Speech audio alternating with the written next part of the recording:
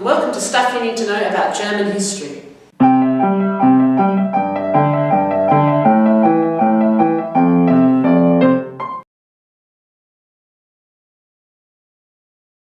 The nation of Germany has only existed since 1871, but most historians recognise the Holy Roman Empire as its predecessor state, so that's where we're going to start. The Holy Roman Empire was founded in 800 CE when the Pope crowned Charlemagne, Emperor of what is today France and Germany, Roman Emperor. It's important to note at this point that Charlemagne was himself not Roman, but rather got his title from the perception that Romans were rulers. I'm sure it takes a lot of national humility to accept that one is more likely to be respected if they're associated with another nationality. Anyway, following Charlemagne's death, his grandsons carved up the empire between them, and then, surprisingly enough, proceeded to fight over which territories belonged to which descendant. This non-Roman Holy Empire quickly became less and less of an empire and more a loose collection of states, each with its own king. The emperor was often unable to impose his will on the individual kingdoms. Possibly the best example of this was the Protestant Reformation in the 16th century. On the 31st of October 1517, Martin Luther hung his 95 Theses on the door of a Wittenberg castle church. In his theses, Luther strongly criticised the Catholic Church, taking aim particularly at the sale of indulgences, a means by which the Church effectively allowed people to buy their way into heaven.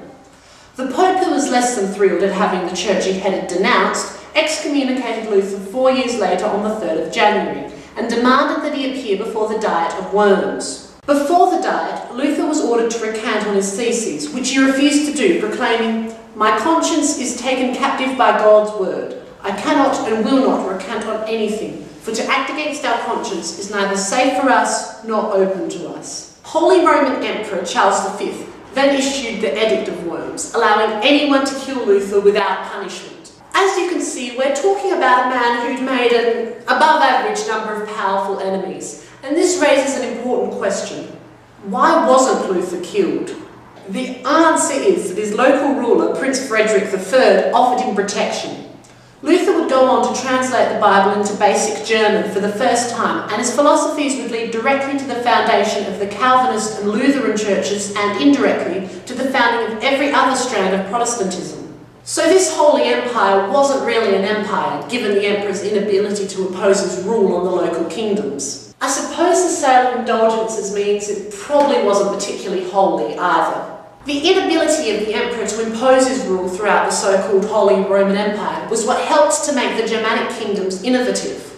If your local ruler didn't like what you were thinking, there was a fair chance you could find one who'd allow it in the kingdom next door. As such, inventions such as the printing press and thinkers such as Immanuel Kant emerged from the lands of the empire. As unstable as it might seem, the Holy Roman Empire managed to last a millennium before collapsing after being conquered by Napoleon in 1806. The Congress of Vienna, held in 1814 and 1815, determined Europe's post-Napoleonic future after his defeat at Waterloo. Part of this future would be the formation of the German Confederation, a loose union of the Germanic kingdoms with Austria at its head. Around this time, industrialisation was also developing across Europe, accompanied by huge population growth.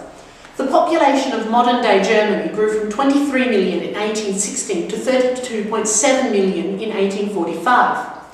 As in the rest of Europe, industrialisation was associated with the rise of liberalism, nationalism and trade unionism.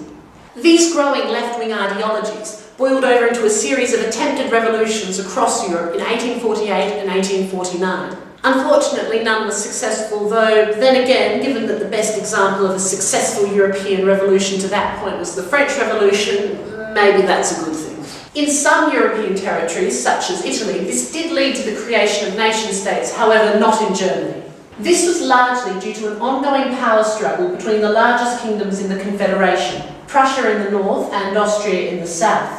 This struggle would climax in the 1866 Austro-Prussian War between the two, a war that would bring the Confederation to an end. Prussia, along with the other northern states of the German Confederation, formed a new union with the admittedly uncreative name the North German Confederation. The Prime Minister of Prussia became the Chancellor of the new North German Confederation. This Prime Minister was the man who'd bring about the unification of the German nation, Otto von Bismarck. More on that next time. Thanks for watching, and I hope to see you then.